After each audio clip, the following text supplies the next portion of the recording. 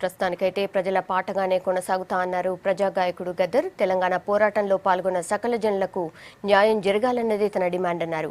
వరంగల్ బైపోల్లో గద్దర్ పోటీ చేయాలంటూ పలు సంఘాలు నేతలు గద్దర్తో భేటీ అయ్యారు. స్పష్టమైన రాజకీయ విధానం, సరైన ఆలోచన లేకుండా ఎన్నికల్లోకి రావడం సరైంది కాదని అభిప్రాయం వ్యక్తం చేశారు గద్దర్.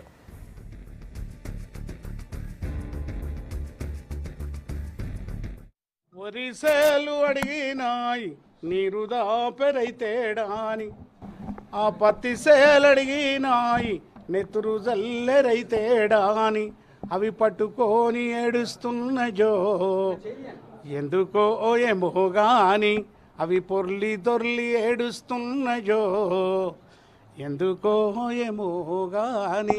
ఇది రెండు ఆలోచన విధానాల మధ్య జరుగుతున్న డిస్కషన్ జరిగింది. ఒక తెలంగాణలో జార్ఖండ్, ఉత్తరాంచల్ లేదా హిమాచల్ ప్రదేశ్ ఇతర ప్రాంతంలో ఏర్పడ్డ ప్రత్యేక రాష్ట్రాల లెక్కనే తెలంగాణ ఉండాలన్నా, తెలంగాణలో మార్పు తీసుకురావాలనేది ప్రధానమైన చర్చ. తెలంగాణ మార్పు 85%, 90% ఉన్న ప్రజలలోకి రావాలి. ఆ ప్రజలందరూ పాల్గొన్నారు కాబట్టి వాళ్ళకి రావాలన్న దాని మీద చర్చ జరిగింది.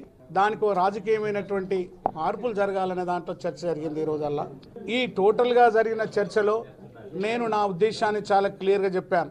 ప్రస్తుతానికి నేను ఉద్యమాల పాటగానే కొనసాగుతున్నాను.